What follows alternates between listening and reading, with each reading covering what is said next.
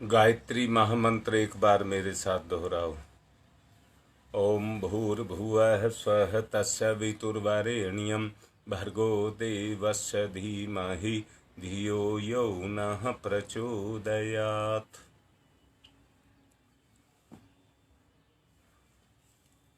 जीवन 3 चरणों में है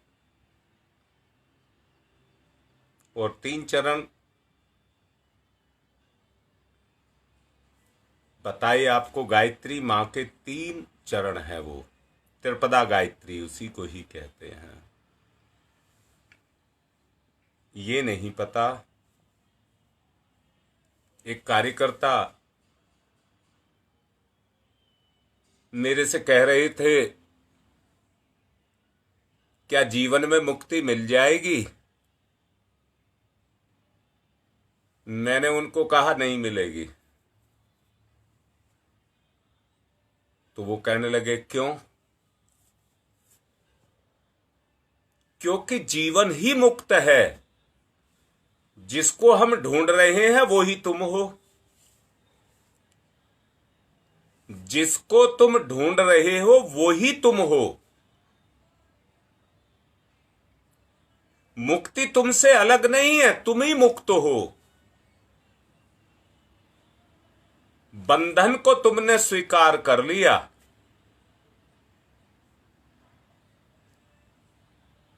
जब तक बंधन को नहीं छोड़ोगे मुक्त नहीं होगे। मुक्ति को ढूंढते रहो, मुक्ति तुमसे उतनी दूर रहेगी। जिस दिन आपने ये मान लिया कि मैं मुक्त हूं, मैं मुक्त हूं, उस दिन तुम बंधन से मुक्त हो जाओगे। उसके लिए क्या करना होता है? 3 काम। मैंने कहा गायत्री त्रिपदा है। वो गायत्री त्रिपदा कौन है? आप ही गायत्री हैं। आपसे बाहर गायत्री नहीं है, आप ही गायत्री हैं। आपको 3 काम करने होंगे। 3 काम। पहला काम है श्रम। पहला काम है श्रम। उसी को कहते हैं भक्ति योग। श्रम को ही कहते हैं भक्ति योग। श्रम तुमसे अलग है ना, तुमसे अलग नहीं है, तुमसे जुड़ा हुआ है। तुमसे जुड़ा हुआ है।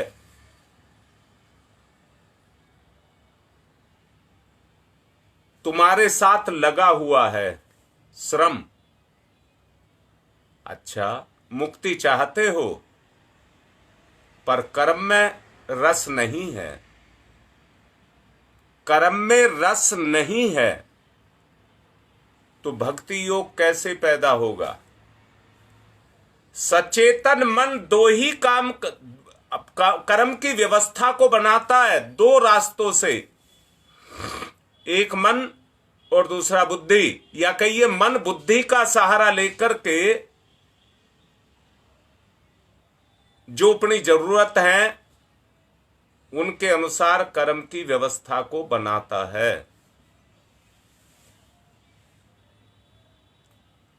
कर्म कितना पवित्र होगा? कर्म तो पवित्र ही होता है। कर्म कितना पवित्र होगा? करने वाले की आत्मीयता उसमें जितनी होगी, जितना उसका रस होगा,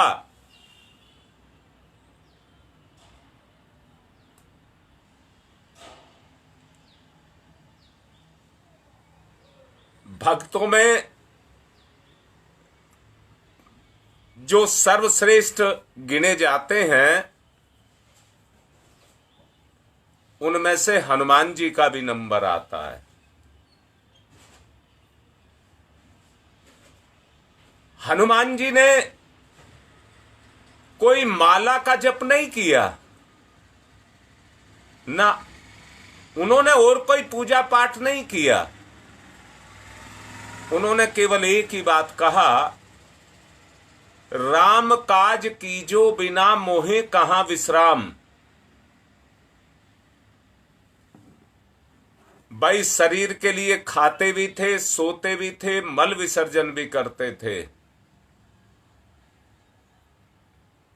ये उनकी आवश्यकता नहीं थी, ये शरीर की आवश्यकताएं थी। शरीर के लिए उनको पूरा करते थे, पर जीवन श्री राम के लिए लगाते थे। इसलिए उनका जीवन भक्तों में सर्वश्रेष्ठ हो गया, क्योंकि उन्होंने राम के काम में रस लिया। राम के काम में रस लिया।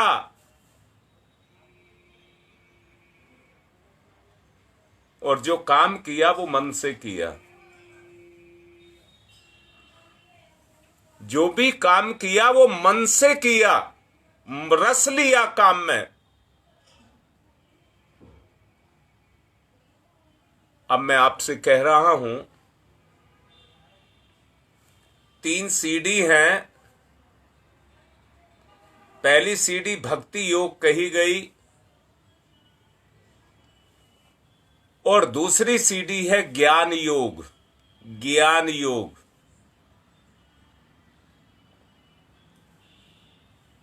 ज्ञान योगी जो हमारे अचेतन मन को जगा दे, ऐसा कर्म जो हमारे अचेतन मन को जगा दे। मैं दोबारा से कहता हूं, आध्यात्मिकता इसी को कहते हैं जिसके साथ दार्शनिकता जुड़ी हुई है, अर्थात वास्तविक स्वरूप का, उद्देश्य का ज्ञान, अपने वास्तविक स्वरूप के उद्देश्य का ज्ञान। याद रखना,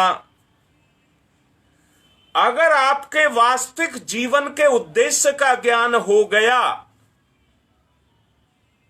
तो यहीं से आत्म अवलंबन की क्रिया शुरू हो जाएगी। आत्म अवलंबन की क्रिया शुरू हो जाएगी, और ये ज्ञान पक्ष आपको आत्म गौरव की श्रेणी में ले जाकर के बैठा देगा। आदमी सब काम में अपने आप को जिम्मेदार कहेगा, सब काम में अपने आप को जिम्मेदार कहेगा।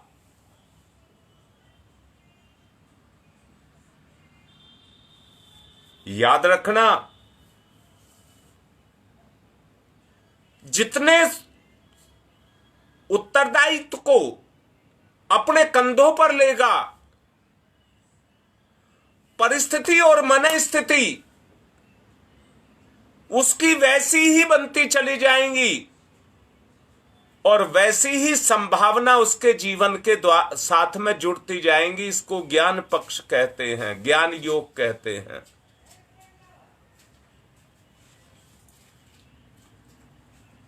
परिस्थिति संसार में होती है, मनस्थिति अपने अंतरंग में होती है। प्रयासों का आरंभ या सत्प्रवृत्तियों की शुरुआत आत्मिक क्षेत्र से शुरू होती है, और यहीं से जो क्रिया शुरू होती है, आत्मनिरीक्षण, आत्म सुधार। क्या बोला है? आत्मनिरीक्षण ज्ञान पक्ष से, आत्मनिरीक्षण, आत्म सुधार और आत्म विकास और आत्मनिर्माण, ये 4 काम चलने लग जाएंगे। ये चार काम चलने लग जाएंगे, आपको चलाने नहीं पड़ेंगे, अपने आप चलने लग जाएंगे।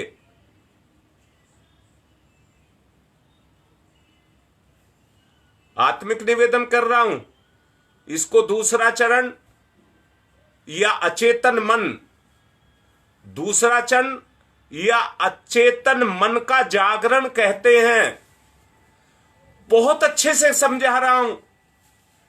यह दुनिया जहां आत्म कल्याण का रास्ता है, वहां भटकाव का भी रास्ता है। आदमी के साथ में स्वार्थ रहेगा, वो चाहे कितना ही दान पुण्य कितना ही करता रहिए, उसका कोई लाभ नहीं मिलेगा। भटकाव इसी को कहते हैं। अगर आत्म कल्याण चाहते हैं, आत्म कल्याण चाहते हैं, तो आत्मनिरीक्षण करना ही पड़ेगा, और कोई रास्ता नहीं है, कोई भी तो रास्ता नहीं है। अपने बारे में आपको सोचना ही पड़ेगा। मैं क्या हूं, क्या कर रहा हूं, कहां हूं, इसके बारे में आपको चिंतन करना ही पड़ेगा। इसी को कहते हैं ज्ञान पक्ष। आप सारी दुनिया के बारे में सोचते रहिए, अपने कारोबार के बारे में सोचते रहिए, और कुछ कुछ सोचते रहिए, परंतु जिस दिन चिंतन आपके अपने क्षेत्र में करने लगे, तो सब परिष्कृत होने लग जाएंगे। सब क्षेत्र आपके परिष्कृत होने लग जाएंगे। और जब तक आप संसार के बारे में सोचते रहेंगे, तो आपका स्तर, आपका जो अपना स्तर है, वो निखरेगा नहीं, उसमें निखार नहीं आएगा, तो जीवन में भी निखार नहीं आएगा। अर्थात जिस तरह से सूरज निकलता है तो सारी कालीमा, अंधेरा अपने आप चला जाता है। आत्म गौरव जैसे ही आपका जगेगा, आत्मनिरीक्षण अपने आप शुरू हो जाएगा। मैं फिर से पूछ रहा हूं, आत्मगौरव तो मैं कर रहा हूं। क्या आपकी कोई इज्जत नहीं है? क्या आपकी कोई लिहाज शर्म नहीं है? जब आत्मगौरव जगेगा, तो आत्मनिरीक्षण जगेगा।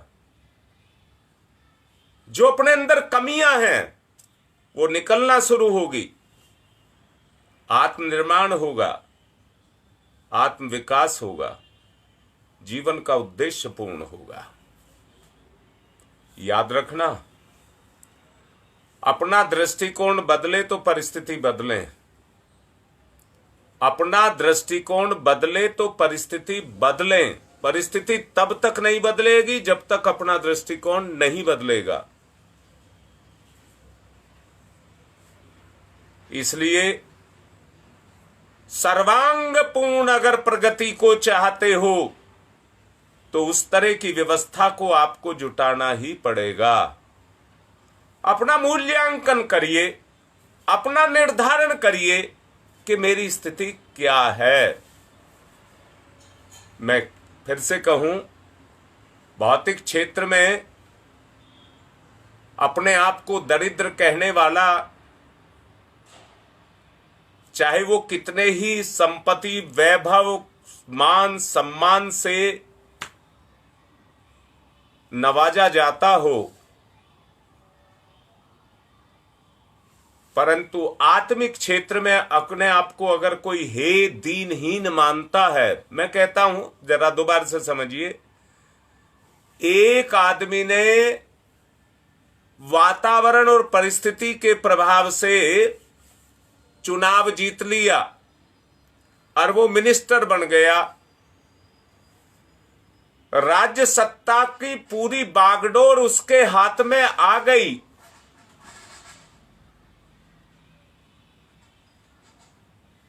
परंतु अंदर से उसकी अवस्था राजा के स्तर की नहीं है।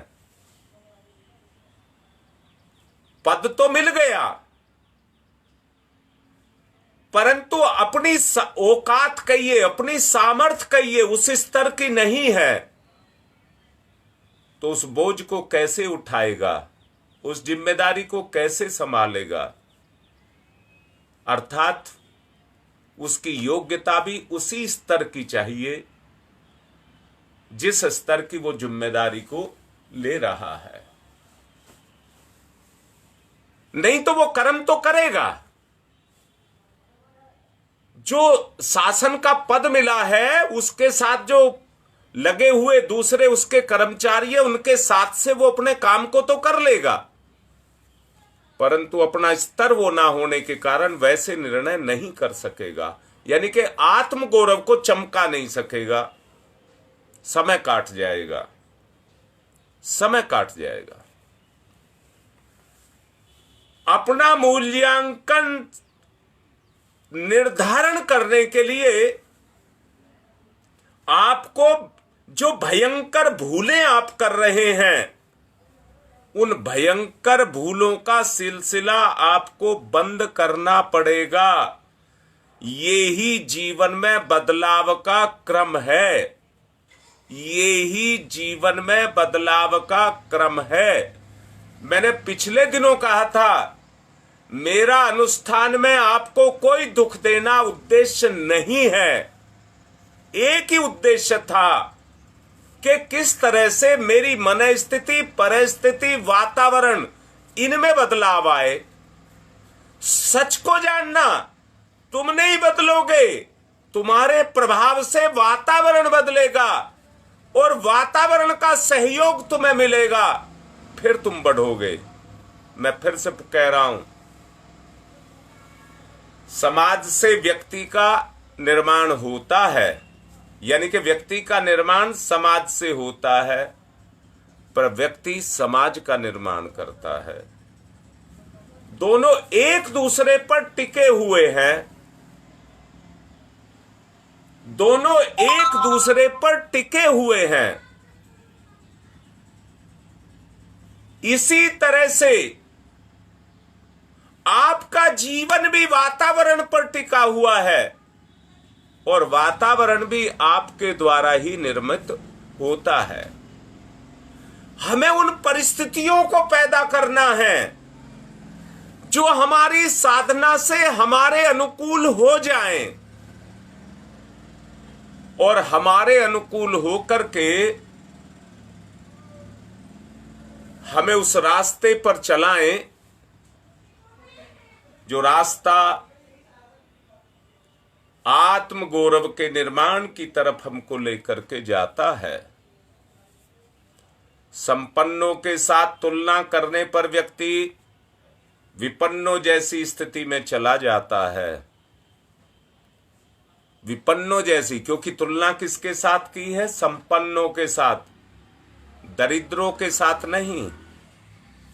दोबारा से कह रहा हूं, इस दुनिया में सब आपसे संपन्न ही नहीं है, आपसे दरिद्र भी हैं, पर व्यक्ति का स्वभाव है कि वो तुलना जो करता है संपन्नों से करता है, दरिद्रों से नहीं करता।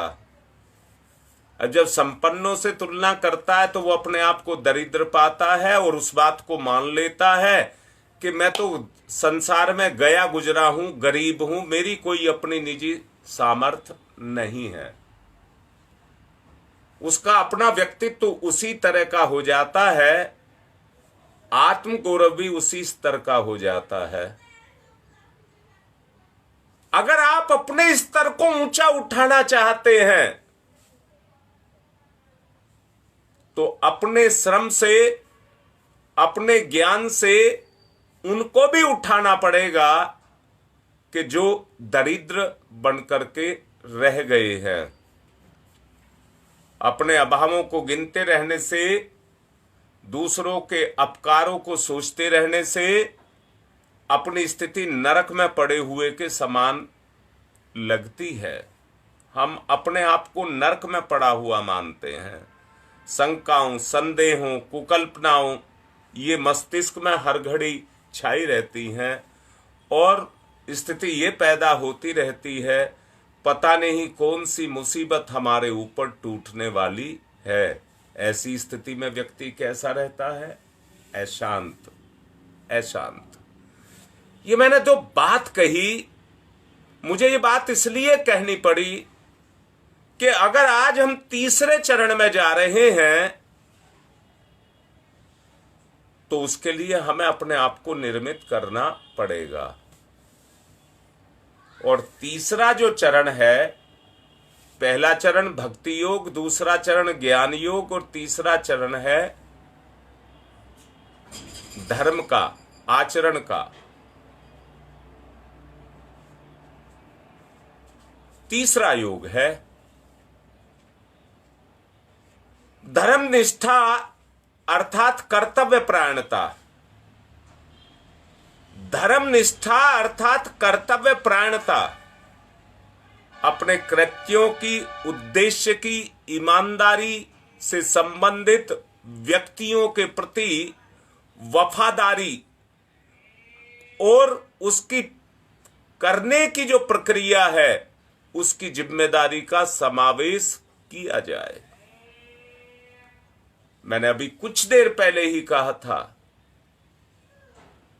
जो जितनी जिम्मेदारियों को अपने ऊपर लेता है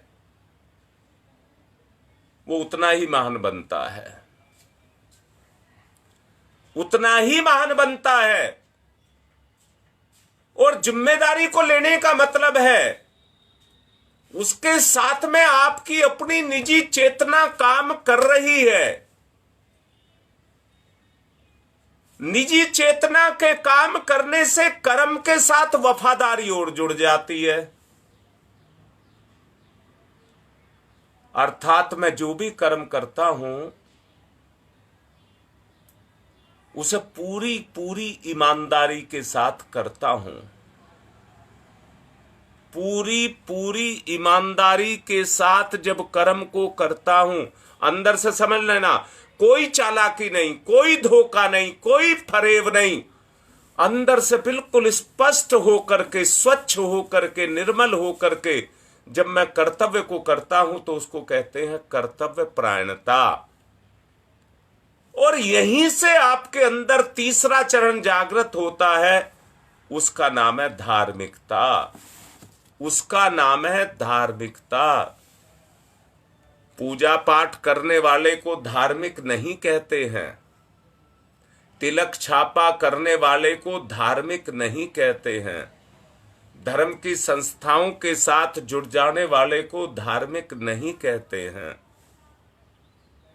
परंतु धार्मिकता उसको कहते हैं जहां कर्म के प्रति व्यक्ति के अंदर किसी भी तरह का खोट ना रह जाए, उसको धार्मिकता कहते हैं। ईमानदारी, जिम्मेदारी, वफादारी, बहादुरी, ये कर्म के साथ जब जुड़े रहते हैं और व्यक्ति उन कर्मों को करता है तो कर्म के द्वारा उसका जो चेतनात्मक स्तर है वो अपने आप विकसित होता हुआ चला जाता है। अपने कृत्यों के उद्देश्य की ईमानदारी व्यक्ति के अंदर अपने आप वफादारी को जागृत कर देती है। आपने बहुत जगह ये लिखा देखा होगा कि कर्म ही पूजा है।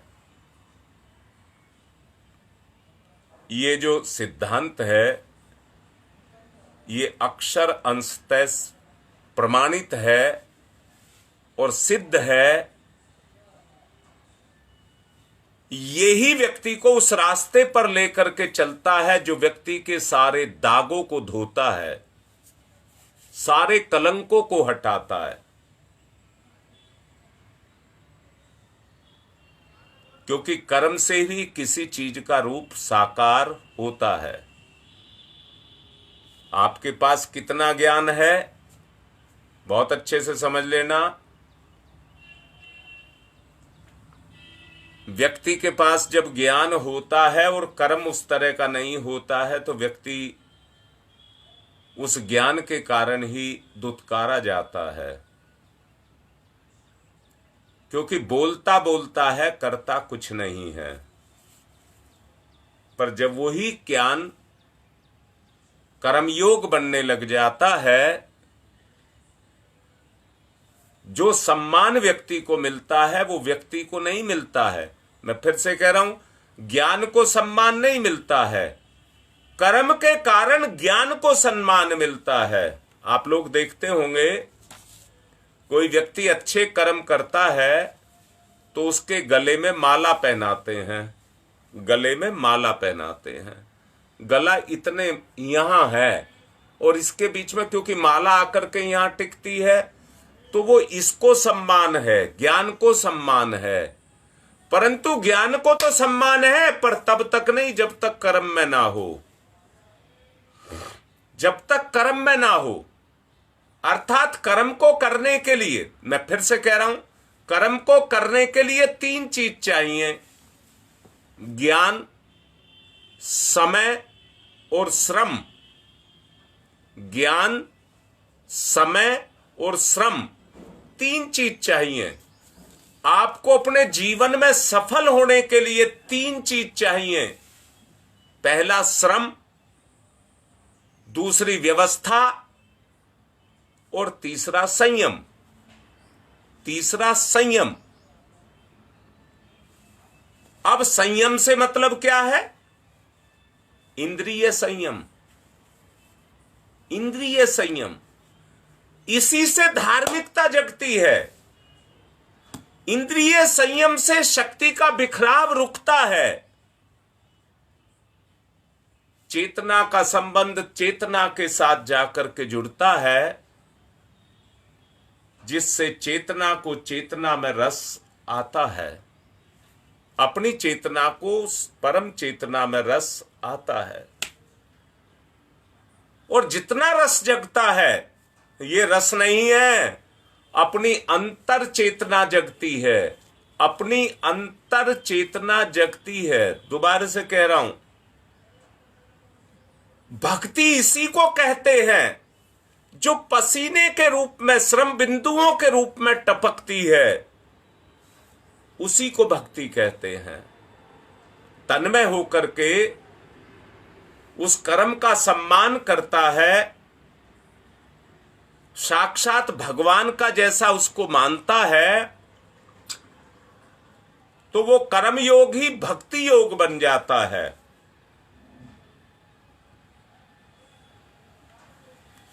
जब उसके अंदर आस्तिकता जाकर के जुड़ जाती है और कर्म में वो आने लग जाती है, आदमी का विश्वास जगता है, तो उस विश्वास के जगने से आदमी का स्तर ऊंचा होता है। आस्तिकता, आध्यात्मिकता, उसके बाद धार्मिकता। अब हम अपने अंतिम चरण पर हैं, धार्मिकता वाले चरण पर हैं। हमारे अंदर धार्मिकता का जागरण हो, हमारे अंदर धार्मिकता का जागरण हो। हम आदर्श, हम मर्यादाओं का उल्लंघन ना करें, हम नीति का उल्लंघन ना करें। लोभ मोह से प्रेरित होकर के जितने कर्म किए जाते हैं वो निकृष्ट हो जाते हैं। लोभ मोह से प्रेरित होकर के जितने कर्म किए जाते हैं वो निकृष्ट हो जाते हैं। या स्वार्थ से प्रेरित होकर के जो कर्म किए जाते हैं वो भी नरकगामी हो जाते हैं। हर कृत्य ऐसा होना चाहिए जिसमें व्यक्ति को आत्म संतोष मिले। हर कृत्य ऐसा होना चाहिए जिसमें आदमी को आत्म संतोष मिले। आत्मगौरव तभी बढ़ेगा, समाज का हित तभी होगा, धर्म मर्यादाओं का निर्धारण मनीषियों द्वारा उसी उद्देश्य की पूर्ति के लिए किया जाएगा। उसके परिपालन की निष्ठा अपनाई और सुदृढ़ बनाई जानी चाहिए। धर्म के दो रूप हैं, याद रखना, धर्म के दो रूप हैं। पहला रूप है श्रेष्ठता का संवर्धन, दूसरा रूप है निकृष्टता का निराकरण। दोनों साथ साथ हैं, दोनों साथ साथ हैं। एक की पूर्ति करते हो तो दूसरा साथ होता है। मैं कैसे साथ हैं? आग को जलाओ, जितनी लपट निकलेगी उतनी गर्मी भी निकलेगी, जितनी लपट निकलेगी उतनी ही गर्मी निकलेगी। लो जितनी कम होगी उतना ही गर्मी भी कम होगी। मैं लो को लगन कह दूं और गर्मी को पुरुषार्थ कह दूं,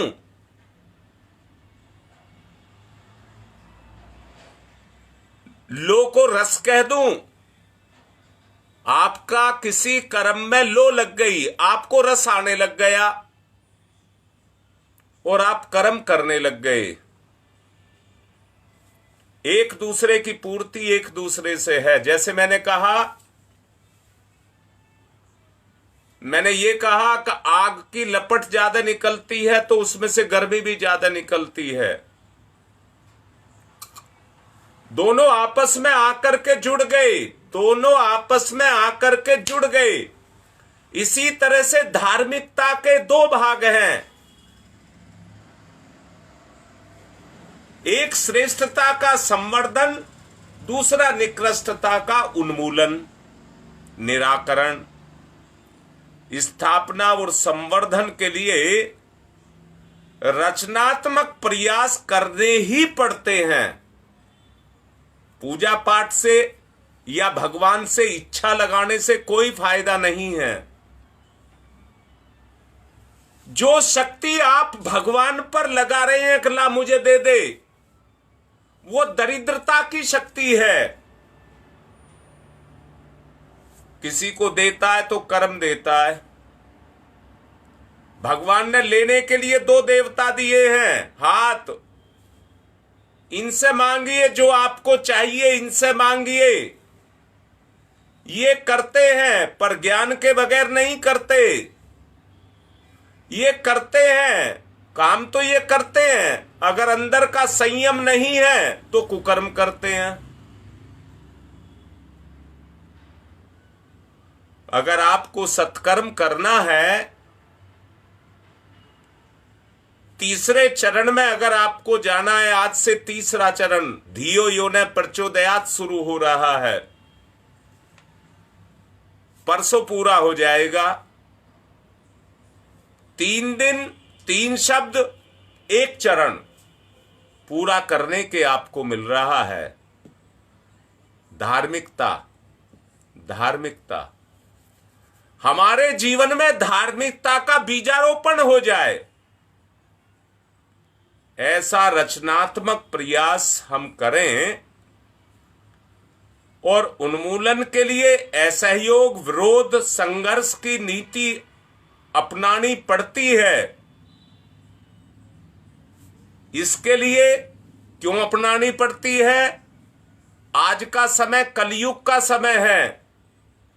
बुराई का साथ देने वाले बहुत मिलेंगे, पर अच्छाई का साथ देने वाले नहीं मिलेंगे। अनीति पर चलने वाले बहुत मिलेंगे, पर नीति पर चलने के लिए, सहयोग करने के लिए कोई नहीं मिलेगा। इसलिए आपको नीति पर चल करके असहयोग, विरोध, संघर्ष, इस रीति को अपनाना पड़ेगा और अपने जीवन के लिए अपना रास्ता बनाना पड़ेगा। भगवान के जितने भी अवतार हुए हैं, उन्होंने दो ही काम किए हैं, बुराई का उन्मूलन और अच्छाई की स्थापना। कितने विरोध सहे हैं आपके सामने हैं। अपने आपा तो बहुत मुसीबत लगता है, पर दूसरे की मुसीबत हमें मुसीबत दिखाई नहीं देती है। अवतारी सत्ताओं ने जो कुछ भी किया है, संसार के कितने विरोध सहे हैं। मैं पूछ रहा हूं, जिस रास्ते पर वो चले हैं, संसार में कोई भी एक व्यक्ति उनका साथ देने वाला था क्या? उन्होंने अपना कार्य शुरू किया और अपने सहयोगी बनाए, अपने सहयोगी बनाए। जैसे उनके साथ देने वाले सहयोगी पैदा होते चले गए।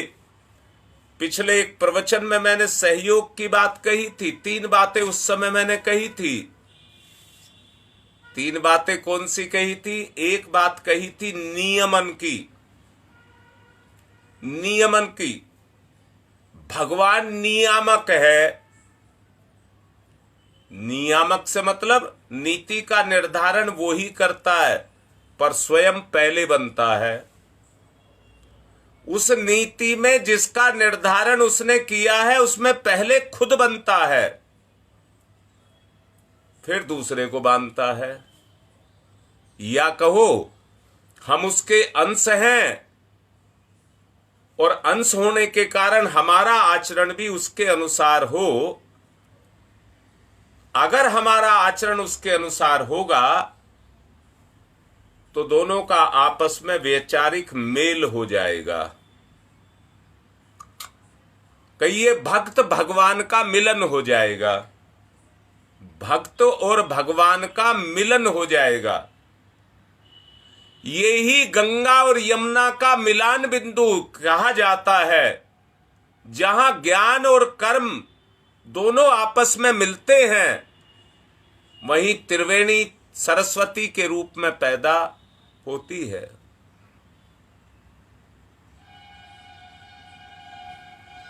मैं भी आपसे ये कह रहा हूं कि ये दोनों पक्ष हमारे मिल जाएं।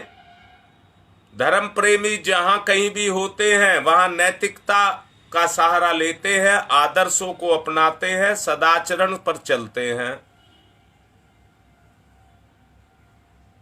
अनैतिकता, अवांछनीयता, मूढ़ मान्यता, अनाचार का डट करके विरोध करते हैं। धर्म धारणा का एक अंग धर्म युद्ध कहलाता है। उसको लड़ते हैं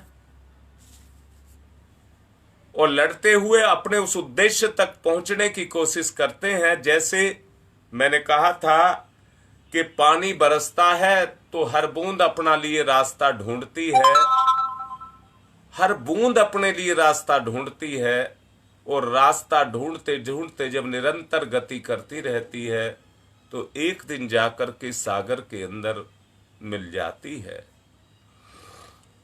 शरीर, मन और आत्मा के प्रति, परिवार और समाज के प्रति, ईश्वर और आदर्शों के प्रति अपने कर्तव्य और उत्तरदायित्वों का अविचल भाव पालते रहना धार्मिकता कहलाती है। ब्रह्म विद्या का, गायत्री तत्व का ज्ञान का ये तीसरा चरण है, जिसको धार्मिकता कहते हैं। ये तीसरा चरण है जिसको हम धार्मिकता कहते हैं। मैंने अभी कुछ देर पहले कहा था, एक कार्यकर्ता जो पूछ रहे थे क्या मेरी मुक्ति हो जाएगी। जब आप ही धर्म है, आप ही नीति है, आप ही सदाचार है, तो मुक्ति भी आप ही है। अरे आप दीनहीन नहीं हैं, सब कुछ आप हैं। आपको किसी से मांगना नहीं है, सब आपके अंदर समाया है। जब आप अपने को जागृत कर लेंगे तो वो एक ऐसी शक्ति होगी, आप कितना ही बांट लेना वो कभी खत्म नहीं होगी। अपने को जगा लीजिए। मानवीय आस्थाओं के निर्माण से इन तीनों की प्रतिस्थापना आपके अंतःकरण की गहराई में होती चली जाएगी। सघन विश्वासों के रूप में, सघन विश्वास के रूप में वो प्रणीत होते चले जाएंगे, लक्ष्य और व्यक्तित्व बन जाएंगे। आकांक्षाएं इन्हीं से प्रेरित होती हैं। मैं कह रहा हूं, पहले मैं 150 का आंकड़ा दे रहा था जो मुझे पता था। इस समय मेरी जानकारी में नहीं है कि नवरात्रि की साधना कितने व्यक्ति कर रहे हैं। संख्या में बहुत सारे हैं। मैं देख रहा था कि इस समय 5 और 6 लाख के बीच में रोज जप हो रहा है। तो इसी से यह अंदाजा लगाया जा सकता है कि इतने व्यक्ति अगर मिलकर के धर्मानुष्ठान को कर रहे हैं तो इसके बाद कितनी बड़ी शक्ति का प्रादुर्भाव होने वाला है। प्रादुर्भाव होने वाला है।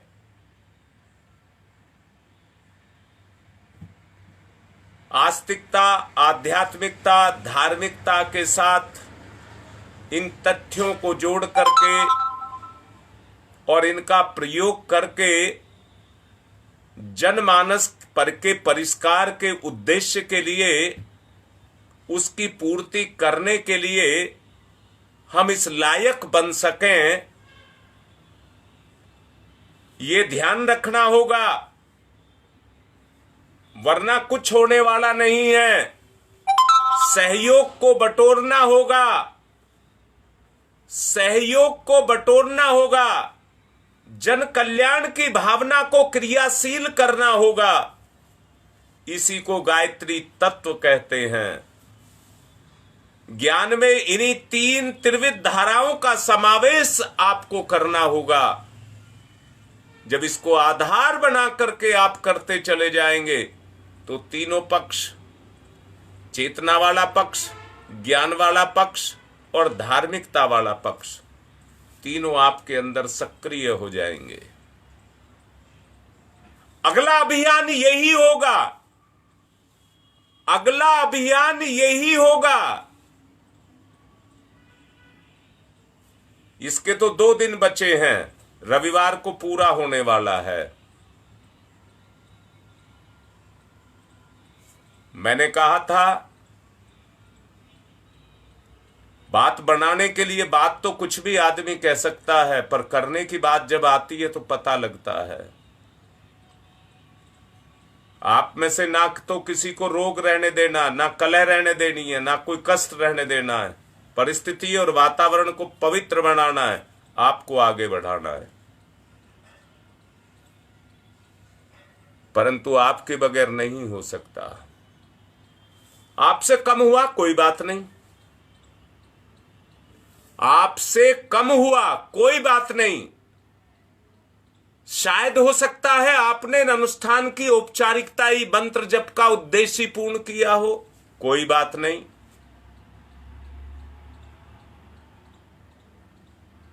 सहयोग तो करोगे, अरे कुछ नहीं तो साथ तो दोगे। अनुष्ठान की पूर्ण आहुति होने जा रही है। अगर लकीर पीट ली है तो कोई फायदा नहीं होगा। आज से पहले कितने बड़े बड़े काम किए हैं, मिला क्या? अब खाली हाथ नहीं रहने देना चाहते, करके दिखाएंगे, करके दिखाएंगे। आप साथ देना बस, आप साथ देना बस, फिर देखना इसका प्रभाव क्या होगा। समय ज्यादा हो गया है, क्षमा चाहूंगा। आज की बात को पूरी करूंगा, यही आशा करूंगा। 2 ही दिन केवल प्रवचन के लिए कर्म उस पर धार्मिकता पर बचे हैं। पूरी जान लगाऊंगा कि आपका सहयोग निकल करके आए, सहयोग निकल करके आए। मैं कल योगेश नेहरू विहार से मेरे से बात कर रहा था बेटा। मैंने उस बेटे से एक बात कही थी कि दान के बगैर कोई भी संकल्प पूर्ण नहीं होता है। दान से मतलब आपने अनुष्ठान किया है तो दान करना चाहिए, परंतु दान का संबंध धन दौलत से मत जोड़ना, क्योंकि पैसे के लिए इस काम को नहीं किया गया है। समाज का स्तर ऊंचा उठाना, आपका स्तर ऊंचा उठाने के लिए इसको किया गया है। बुराई का उन्मूलन, अच्छाई की वृद्धि। याद रखना, आध्यात्मिकता के क्षेत्र में 4 ही चीजें काम करती हैं। पहला कहलाता है अपनी पात्रता का संवर्धन, दूसरा कहलाता है देवावाहन, तीसरा कहलाता है पूजन, देवताओं का पूजन, और चौथा कहलाता है दान। इन्हीं 4 चरण में बंधा है। जितने भी धार्मिक आध्यात्मिक काम हैं, ये 4 चरणों में बंधे हैं। मेरा आपसे यही निवेदन है कि दान जरूर देना, और दान क्या देना? सहयोग। सहयोग, स्वार्थ को छोड़ देना, स्वार्थ का दान कर देना, सहयोग को जन्म देना। हम करेंगे, हमें कुछ नहीं आता, हम में कोई ताकत नहीं है, हम कोई समर्थ नहीं है, हम में कोई गुण नहीं है, पर कुछ ना कुछ, मैंने पिछले दिनों आपसे कहा था, छोटा सा अपना एक गुण देख लेना, छोटा सा अपना गुण देख लेना। सबके गुणों को इकट्ठा करेंगे तो भगवान पैदा हो जाएगा। अगले दिनों यही काम किया जाएगा। बात लंबी होती जा रही है, मैं अपनी बात को पूर्ण कर रहा हूं। ओम शांति ही शांति ही शांति।